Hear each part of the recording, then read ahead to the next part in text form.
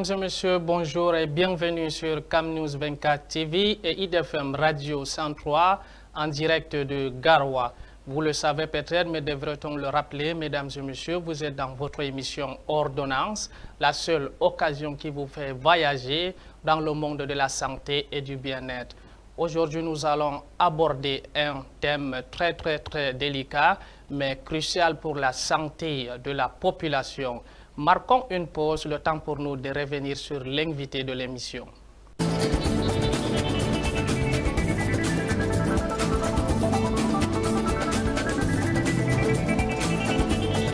Mesdames et messieurs, une fois de plus, ravi d'être de notre ce matin. Nous aurons l'occasion d'accueillir Dr Gaya Hamza en service à l'hôpital régional de Garoua. Dr Gaya, bonjour. Bonjour, Bakary. Je vous remercie de cette opportunité que vous nous offrez de passer à votre émission. Nous sommes très ravis de vous avoir sur ce plateau, Dr Gaya Hamza. Ça fait déjà plus de 19 ans de carrière dans la santé publique et vous êtes en service actuellement à l'hôpital régional de Garoua. Alors, Dr Gaya Hamza, qu'est-ce qui explique cette motivation? Et le thème d'aujourd'hui, nous parlons de la traumatologie orthopédique. Alors, qu'est-ce que ça veut dire lorsqu'on entend traumatologie orthopédique? Ça renvoie à quoi exactement? Oui, c'est une question intéressante. Je voudrais rappeler que j'ai exercé longtemps en situation isolée de médecin généraliste. Et dans cette pratique-là, j'ai eu à rencontrer des fractures. Et il m'a semblé que je n'étais pas assez outillé pour prendre en charge efficacement en tant que généraliste les fractures. Et l'opportunité s'est présentée à moi d'aller faire une spécialisation et j'ai opté pour la traumatologie orthopédie. C'est donc pour répondre à un besoin, à cette insuffisance qu'il y avait en son temps de spécialistes en matière de prise en charge de fractures, que j'ai décidé et j'ai opté, heureusement, avec le soutien de la famille, des parents, des amis et plein de collègues, à faire cette spécialisation qui aujourd'hui me permet de prendre en charge efficacement les fractures à l'hôpital régional de Garoua. Donc la traumatologie orthopédie est cette branche de la médecine, cette spécialité de la médecine qui s'occupe des fractures, en parlant de traumatologie des fractures, et de l'orthopédie qui prend en charge des déformations de membres, les pathologies dégénératives à des stades avancés. C'est donc tout ce qui va concerner l'appareil locomoteur sur le plan de traumatologie, de traumatisme, et également sur le plan de déformation ou de maladies dégénératives, comme l'arthrose en l'occurrence, que nous avons l'habitude de soigner. D'accord. Docteur Gaya Hamza, et qu'est-ce qui explique la motivation de cette filière-là? Pourquoi au départ, vous étiez encore généraliste et vous avez opté pour la spécialité traumatologie orthopédie. Qu'est-ce qui explique cette motivation? Alors, étant médecin isolé, j'étais amené à être confronté à la prise en charge des pathologies chirurgicales. À la faculté de médecine de Yaoundé, où j'ai été formé, je suis de la 30e promotion. On nous a donné des bases pour la prise en charge des pathologies chirurgicales élémentaires. Et de plus en plus, je recevais des fracturés et j'ai constaté justement ce manque, cette insuffisance. Et de plus en plus, parce que quand j'ai même essayé, je me rappelle bien, le premier cas où j'ai osé essayer de le prendre en charge, ce n'était pas du tout satisfaisant parce que je n'avais pas assez de compétences en la matière. Donc, quand j'ai regardé plus encore et constaté que dans le Grand Nord en général, en son temps, il n'y avait pas vraiment de spécialistes en matière de traumatologie orthopédique. On faisait pas mal de chirurgie digestive, on faisait pas mal d'autres gestes de chirurgie en gynécologie obstétrique, par exemple. Mais en traumatologie à proprement parler, il y avait un déficit. Et c'est un peu pour répondre à cette demande, pour répondre à cette insuffisance que j'ai préféré aller faire cette spécialisation particulièrement. Alors donc pour être à l'auteur du service attendu par les malades. Voilà. Effectivement, pour satisfaire, parce que les premières expériences en la matière n'étaient pas tout à fait ça. On n'a pas bien répondu à la demande, on n'a pas réussi. On était obligé de référer et tout le monde n'a souvent pas les moyens d'aller dans les hôpitaux de grandes villes pour se faire soigner les fractures. Vous saviez, à l'époque, enfin, dans les départements, dans les arrondissements, c'est pas tout le monde qui peut décider d'aller jusque à l'époque, il fallait aller à Yaoundé ou à Bafoussam quand j'étais dans la Damawa. Et faute de moyens, on ne pouvait pas arriver à... Et les médecins qui étaient là, tels que moi j'étais, j'imagine que c'était aussi le cas pour d'autres, on n'était pas assez outillés pour bien prendre en charge les fractures que nous rencontrons, que nous avions à l'hôpital.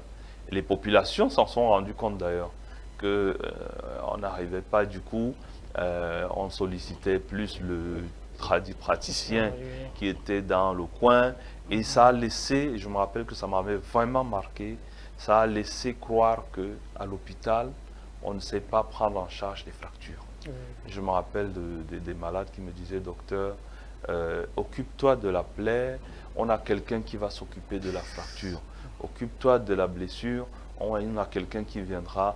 Et c'était vraiment, si tu insistais, le malade préférait sortir de l'hôpital pour aller bénéficier plutôt des soins de pratique. Donc, devant cette insuffisance, devant cette difficulté à donner le meilleur traitement, j'ai préféré aller d'abord me former avant de venir répondre à la demande de la population en la matière. Et voilà, tout à l'heure, vous avez fait mention, docteur Gaïa, des pathologies. Alors, quelles sont les pathologies que vous rencontrez fréquemment dans votre service? Oui, depuis que nous sommes à Garoua, je pense que ça doit être la même chose pour les autres dans d'autres villes. C'est davantage les lésions traumatiques. Et parmi les lésions traumatiques les plus fréquentes, ce sont les fractures qui nous sont amenées et les fractures des membres en l'occurrence, et suite aux accidents de circulation et dans d'autres circonstances également, les accidents de sport, les accidents de travail. Nous avons donc des lésions de l'appareil locomoteur, des fractures, des plaies qui sont souvent amenées pour que nous apportons des soins. En dehors de ça, il y a également certaines pathologies dégénératives, je le disais tout à l'heure, l'arthrose par exemple à des stades avancés qui sont déjà invalidantes, c'est-à-dire on n'arrive plus à marcher parce qu'on a l'arthrose du genou, on a l'arthrose de la hanche, et à des stades avancés, il faut souvent procéder par une chirurgie pour renouveler, pour remplacer l'articulation complètement détruite. Et c'est ce à quoi on s'attelle quand ces patients sollicitent notre compétence. Ah, d'accord, merci docteur Hamza. Et parlant donc de la fracture, comment elle se soigne cette maladie? Alors, comment nous on soigne la fracture? Il est décrit deux moyens thérapeutiques lorsque nous devons faire face à une fracture, quand nous devons la prendre en charge. On a soit des moyens orthopédiques, c'est-à-dire qu'on utilise des manœuvres externes pour réduire la fracture. On va tirer, on va redresser le membre et après on va utiliser le plâtre ou une attelle pour immobiliser le segment de membre traumatisé, le segment de membre fracturé. Pour une fracture de jambe ou une fracture de l'avant-bras, on fera un plâtre pour tenir après la réduction pendant un certain temps et puis suivre avec des radiographies comment est-ce que ça évolue jusqu'à ce qu'on ait satisfaction, jusqu'à ce qu'on ait une consolidation qui est l'étape de guérison de la fracture. Autrement, on peut également procéder par de la chirurgie. C'est d'ailleurs l'avancée majeure en la matière parce que avant, si on s'attelait à faire des plâtres, si on s'attelait à faire des tractions aussi, pour traiter les fractures, on restait allongé pendant 45 jours, 3 mois pour pouvoir soigner une fracture. Aujourd'hui, on peut opérer et mettre ce qu'on appelle un matériel d'ostéosynthèse, on va dire comme ça pour rester terre à terre, mettre un fer pour tenir les fragments fracturés le temps de la guérison. Et cette technique a prouvé sa valeur ajoutée, il y a un certain avantage à utiliser cette technique pour traiter la fracture. C'est notamment la récupération totale. Je prends l'exemple de quelqu'un qui était footballeur, quelqu'un qui était dynamique, actif dans la société. On veut qu'après sa fracture, après le traitement, qu'il soit également actif au même niveau d'avant la fracture. Donc, on procède par une ostéosynthèse pour lui garantir cette récupération fonctionnelle totale, hein, que ce soit la jambe, que ce soit la cuisse, que ce soit l'avant-bras, cette récupération totale qui lui permettra de retourner dans son activité antérieure après l'épisode de la fracture. Donc l'ostéosynthèse, la prise en charge chirurgicale de la fracture a montré sa plus-value, a montré son avantage, tant sur le plan de la récupération fonctionnelle, sur la qualité de la guérison. On est satisfait de voir une fracture bien réduite, bien fixée, et l'autonomie, le retour à l'autonomie précoce. Rapidement après l'opération, le patient peut utiliser des béquilles, évacuer, aller à la douche, aller au salon, faire des petits tours aux alentours de la maison. C'est l'avantage de l'opération, contrairement au plâtre ou à la traction, où il fallait rester immobilisé pendant 3 mois, 90 avant d'attendre et d'espérer avoir une certaine guérison. Et donc vraiment l'apport de la chirurgie dans la prise en charge des fractures a montré sa valeur ajoutée, et cela ne souffre d'aucun doute qu'une fracture opérée donne des meilleurs résultats. Il y a des fractures d'ailleurs qui ne peuvent être bien soignées que par la chirurgie. Les fractures articulaires déplacées, il faut restituer la surface articulaire de façon anatomique, il faut opérer. Il y a des fractures de fémur très déplacées, il faut restituer la longueur du membre, il faut remettre les fragments fracturaires en position et bloquer, tenir avec un matériel d'ostéosynthèse. Ce n'est que par la chirurgie. Les fractures de jambes à un certain niveau, les fractures de l'avant-bras jusqu'à un certain niveau peuvent bénéficier du traitement orthopédique. Un plâtre au membre inférieur, un plâtre au membre supérieur, ça peut guérir aussi. Donc, ce sont les deux moyens thérapeutiques qu'on utilise pour prendre en charge les fractures lorsque cela nous arrive à l'hôpital.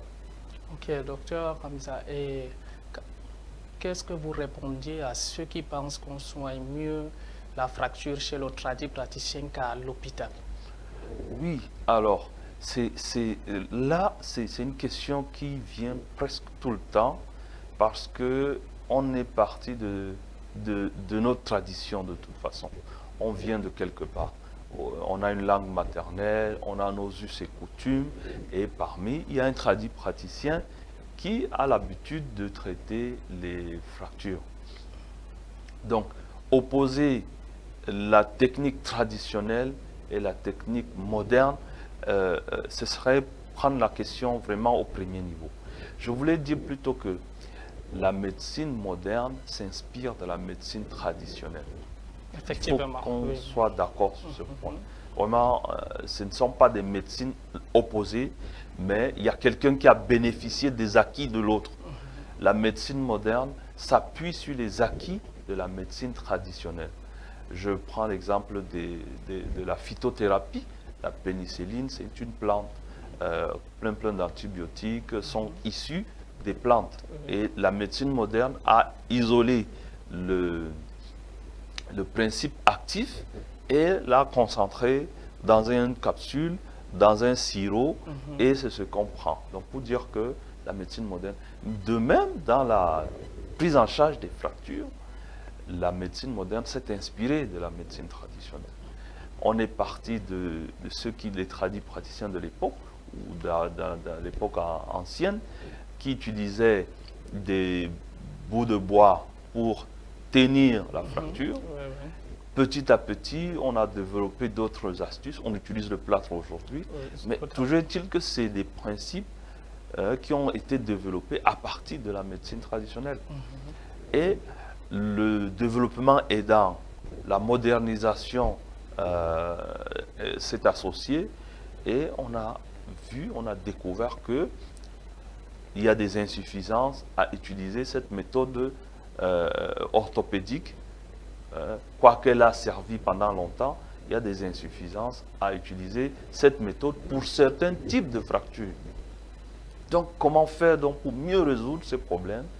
La médecine moderne a proposé des approches opératoires, chirurgicales, pour pouvoir résoudre ces fractures. C'est en cela qu'il y a un plus dans la médecine moderne. Ce plus-là, c'est que on garantit une réduction anatomique, on garantit la récupération fonctionnelle optimale, on limite certaines complications par la médecine moderne. Donc, il y a un plus à bénéficier des avancées de la science, des avancées de la médecine en la matière. Aujourd'hui, je prenais l'exemple pour l'illustrer. On n'utilise plus les téléphones GSM. On est maintenant sur des téléphones Android, des smartphones. Donc, qui va se refuser de bénéficier des avantages que présente, par exemple, un smartphone par rapport à un téléphone GSM qu'on utilisait. Ce n'est pas pour dire que ces téléphones n'ont pas été utiles, mais il y a, dans certaines situations, pour des transferts des fichiers multimédia aujourd'hui, voilà, le téléphone le smartphone a cette facilité et donc on ne va pas se refuser de bénéficier de cela pour dire que ouais, il y a un certain avantage, c'est mieux. Bon, donc voilà un peu l'approche que je voudrais qu'on ait pour lorsqu'on compare la médecine moderne dans la prise en charge des fractures à la médecine traditionnelle. Il y a des avancées, il y a des connaissances qui ont été développées et nous sommes en train, pour moi particulièrement, dans mon quotidien, j'essaie de sensibiliser, d'informer des gens, des malades qui sont encore à la croisée des chemins, en train de s'interroger sur est-ce que c'est pas mieux, est-ce qu'il n'y a pas de ceci. Il faut leur donner le plus d'informations et c'est un peu comme ça que j'essaie de leur donner des éléments d'appréciation, qu'ils choisissent, ils optent pour la meilleure option. Donc c'est un peu ce que je peux dire quant à la comparaison, la prise en charge traditionnelle, la pratique dans la prise en charge des fractures. L'autre truc qu'il faut savoir, c'est que la médecine moderne a pris le temps de dérouler j'allais dire, les différentes situations, les différents cas de figure. On sait maintenant, de par les études qui ont été menées, de par les publications scientifiques, que tel type de fracture ne se soigne mieux que par la chirurgie. Et tel type de fracture t'expose à tel type de complications. Ce que la médecine traditionnelle n'a pas su développer, n'a pas su répertorier. On cherche encore à comprendre certains aspects de la prise en charge traditionnelle des fractures. Il y a un côté spirituel que je ne voudrais pas refuser, hein, mais si on s'en tient qu'au côté physique, au côté un peu mécanique, parce que l'os a ce côté mécanique aussi, un peu mécanique, on peut raisonner mécanique en se disant la meilleure approche pour ce type de fracture serait chirurgicale que orthopédique ou encore traditionnelle. Donc voilà ce que je peux dire sur ce débat qui, ma foi, fait encore couler beaucoup d'encre et de salive. Je suis sûr que ce n'est pas demain que ça sera fini. Et l'approche d'ailleurs, c'est d'amener les uns et les autres à travailler peut-être ensemble. Il y a certainement un plus, où il y a un côté que nous ne prenons pas en compte dans la médecine moderne, peut-être sociologique, peut-être psychologique, spirituel, comme je l'ai dit tout à l'heure, que je veux bien garder aussi. Mais le côté physique, le côté mécanique de la chose, de la fracture, la médecine moderne a pris de l'avance sur ce pan et je pense qu'il vaut mieux bénéficier de ces avancées. D'accord. Et qu'en est-il des cas qui se compliquent? Souvent, on voit dans nos communautés, on quitte de praticien à un autre après avoir essayé plus de 4-5 fois. Là, on décide seulement, bon, on se rend à l'hôpital, ce qui est sûr, on va amputer la jambe, soit. Donc, oui, comment recevez-vous ces cas-là? Effectivement, j'allais dire, c'est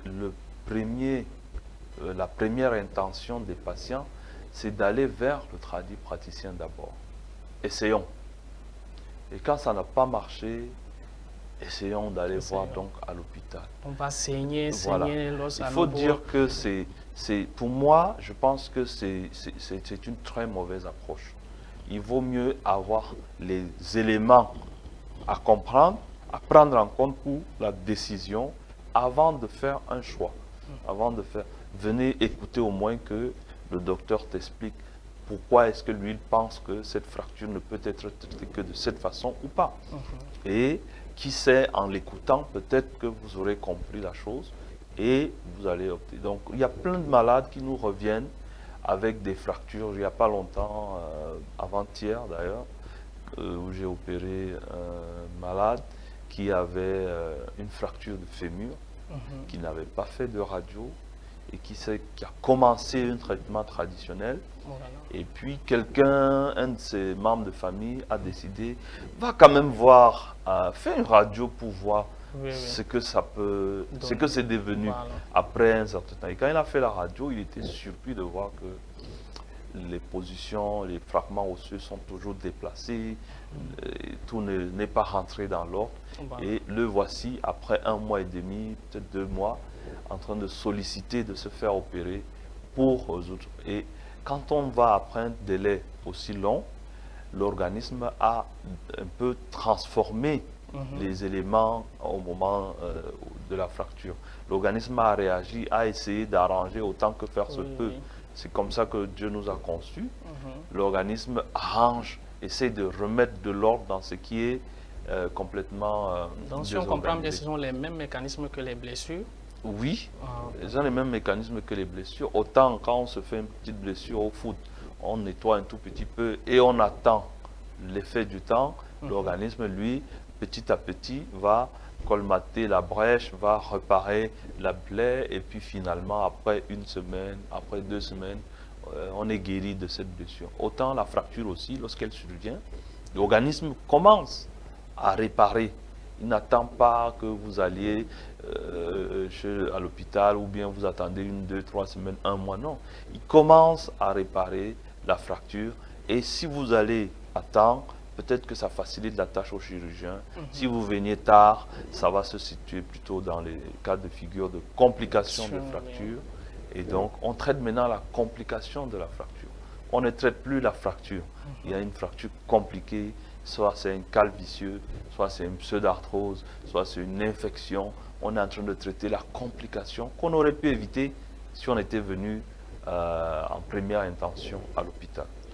Et la solution à ce niveau, il faut directement passer à l'opération ou bien il y a d'abord d'autres étapes? Oui, quand on est déjà à l'étape de complication, souvent, la solution, c'est d'aller directement à la chirurgie. Mais toujours est-il qu'il y a une étape d'analyse pour apprécier quel est la meilleure stratégie, quel est le meilleur moyen thérapeutique pour arriver à la guérison de la fracture négligée, de la fracture traitée traditionnellement, qui n'a pas bien marché. On analyse pour savoir quel est le meilleur moyen pour arriver à la guérison finale. Des choses que le tradipraticien n'utilise pas en fait. Non, bon, chose que le tradipraticien, la tradipratique se limite au traitement orthopédique par manœuvre externe. On va tirer, mais je dis, bon, après il y a le côté spirituel, comme je disais tout à l'heure, des prières, pourquoi pas, des incantations. On est tous croyants et on prie, on demande à ce que ça marche, que ça aille bien. Priver le malade à certaines... Voilà, de certaines activités pour rester couché. Donc, et c'est la même chose chez vous aussi, on prive les malades de certains, par exemple, certains légumes, certaines visites, autres... Non, on ne prive pas les malades, on lui donne il y a quelques précautions à prendre. Par exemple, si on opère une jambe, on va lui dire par exemple, pendant les 45 prochains jours, ne t'appuie pas sur la jambe cassée. C'est une précaution à prendre. Pendant les jours à venir, ne fais pas tel mouvement. Ou, selon aussi toujours la fracture, on peut dire, tu peux faire tel, tu peux bouger, tu peux t'appuyer selon le type d'opération qui a été pratiquée. Tu peux t'appuyer parce qu'il y en a qui permettent aussi d'appuyer complètement, il faut le reconnaître, selon le geste qui a été posé.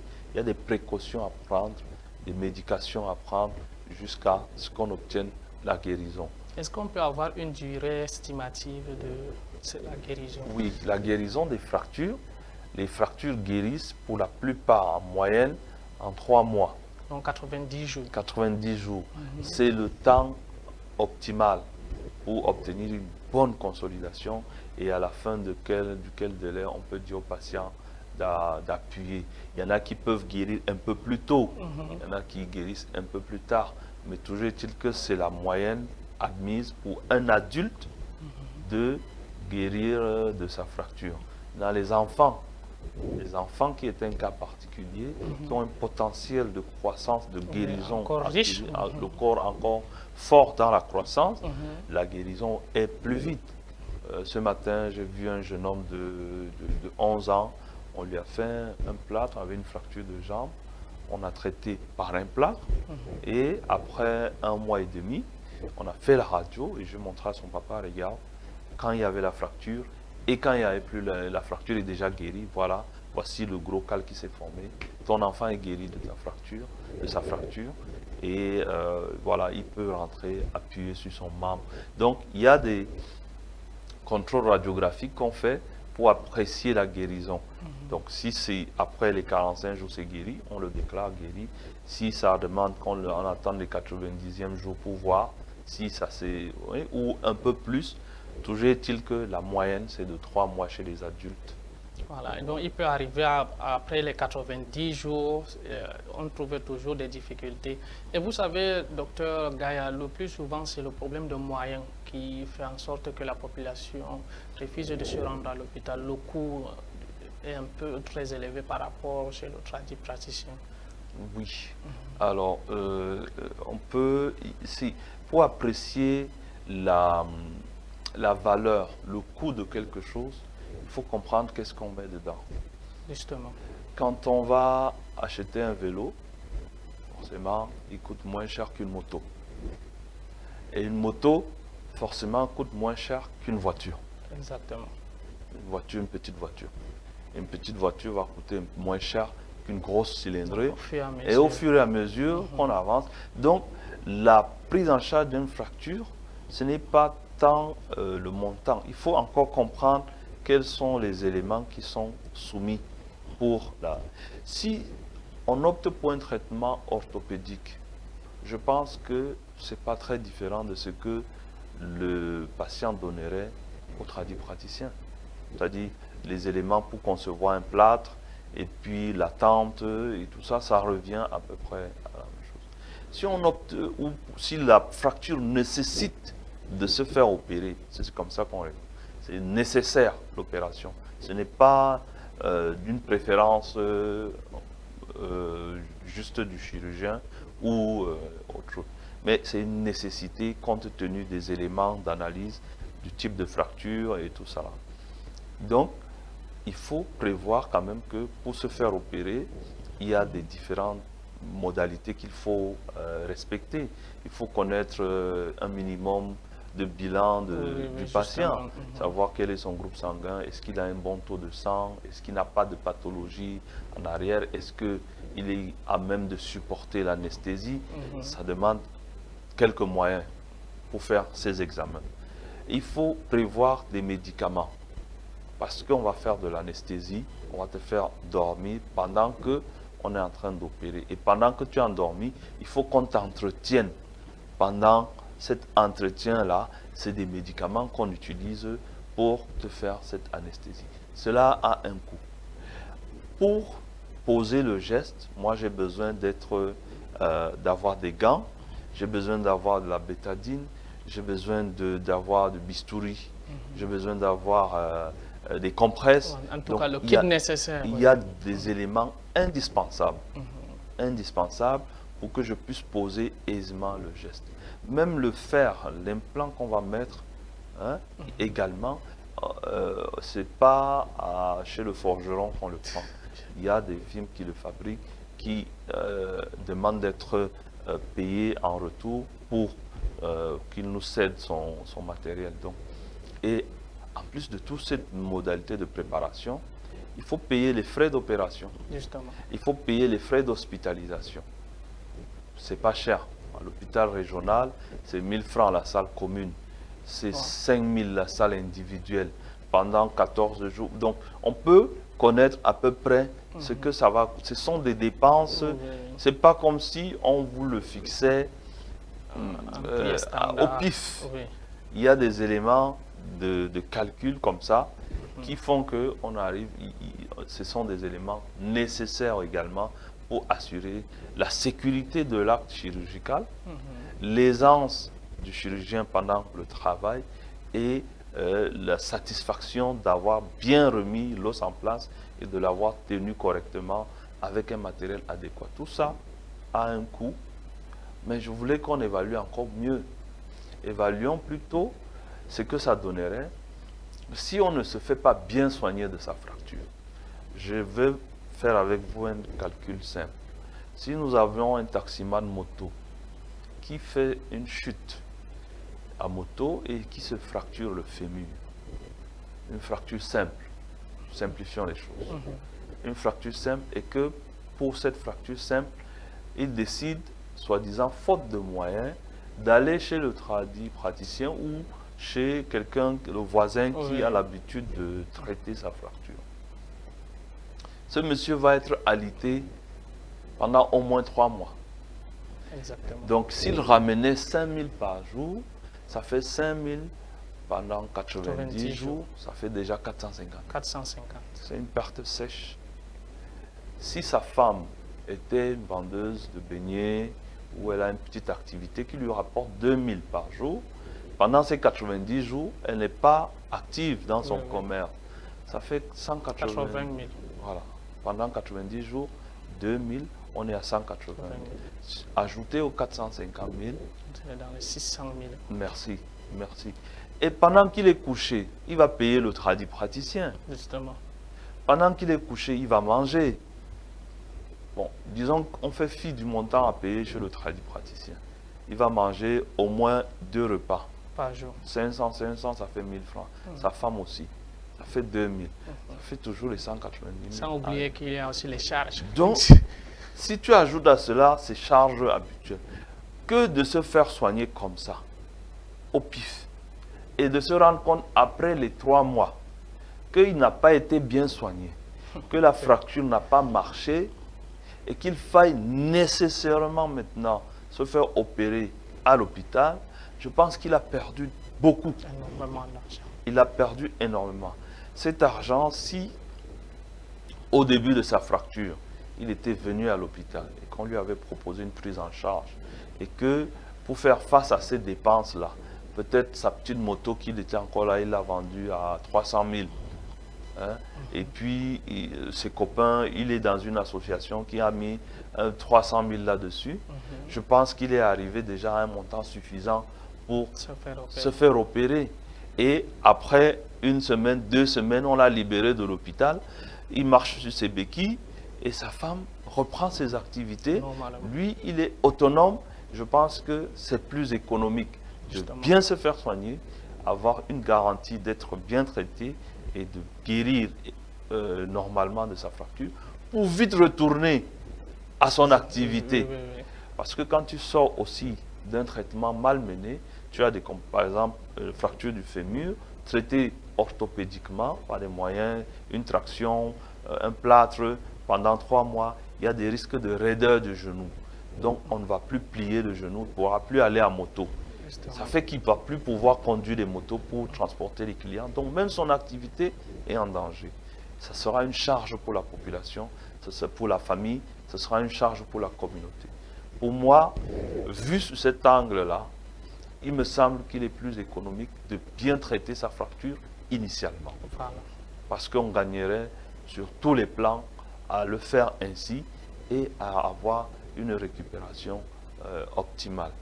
Maintenant, les autres moyens, pourquoi c'est comme ça? On fait à l'hôpital régional, les tarifs sont sociaux. C'est fort des tarifs sociaux que nous appliquons que la plupart des malades arrivent quand même à se faire prendre en charge. Ceux qui veulent le standing, il y a les salles d'hospitalisation VIP, il y a les salles d'hospitalisation d'un certain temps. Mais la salle commune, c'est 1000 francs.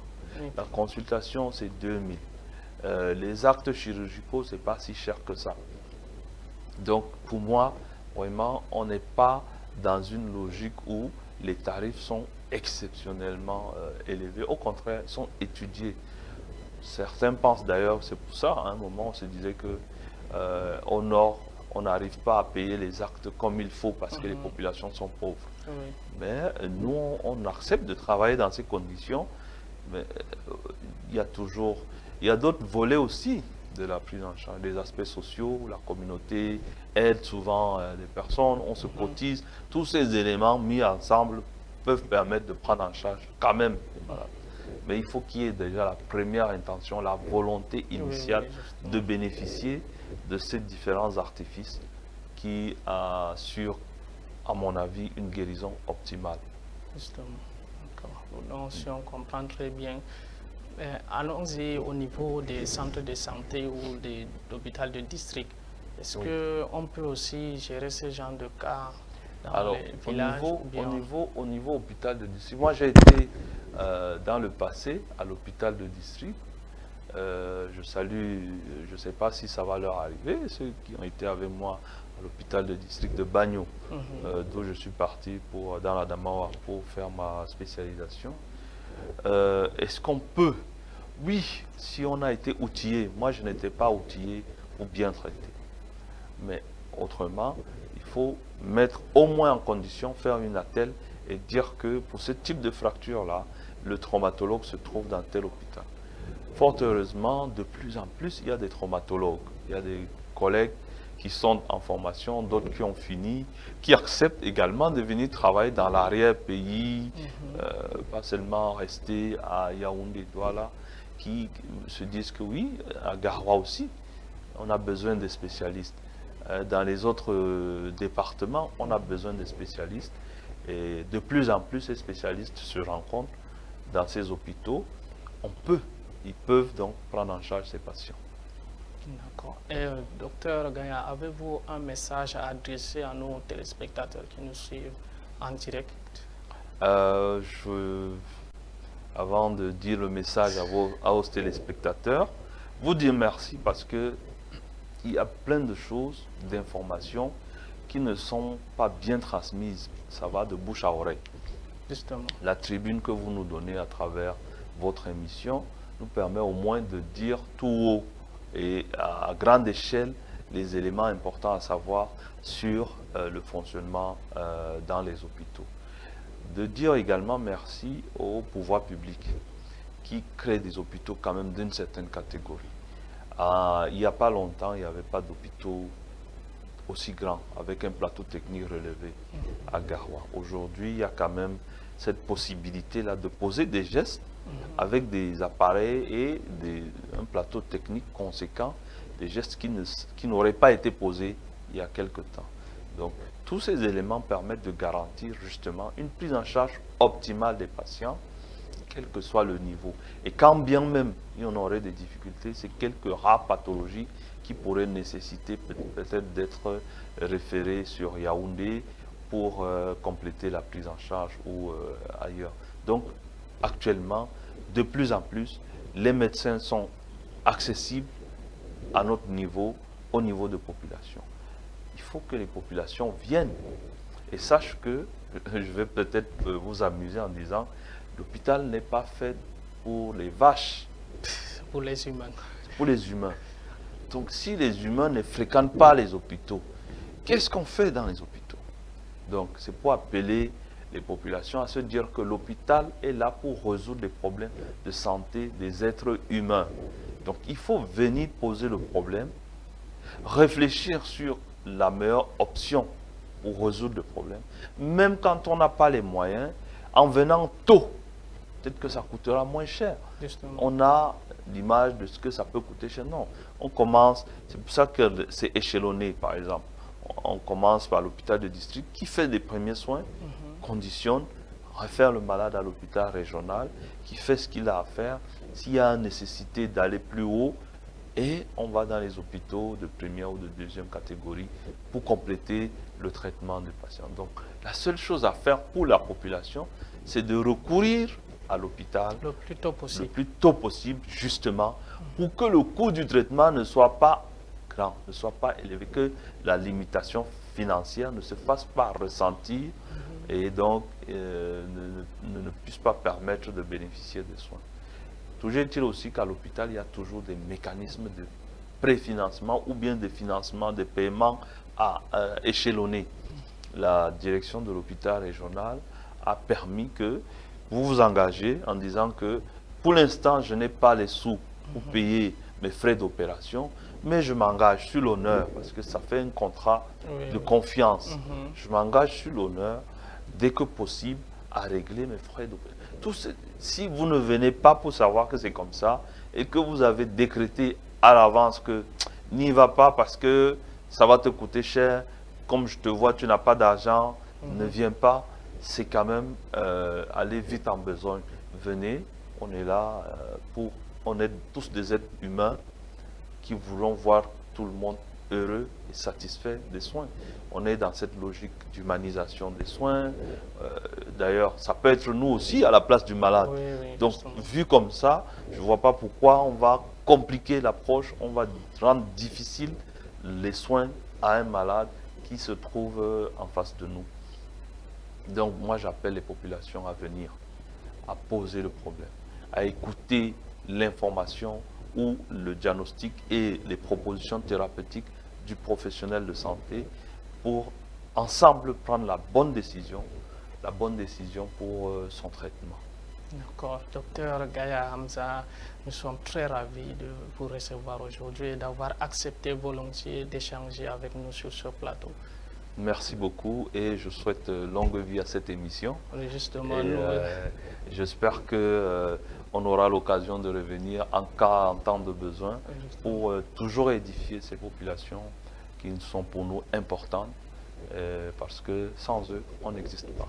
D'accord. Merci, mesdames et messieurs. Merci. Et c'est par ce message que nous mettrons un terme à cette émission Santé. Et donc, Ordonnance vous permet de voyager dans le monde de la santé et du bien-être. Merci à vous de nous avoir écoutés de bout en bout sur CamNews 24 TV et ITFM Radio 103 depuis Garoua. Nous vous donnons rendez-vous très prochainement.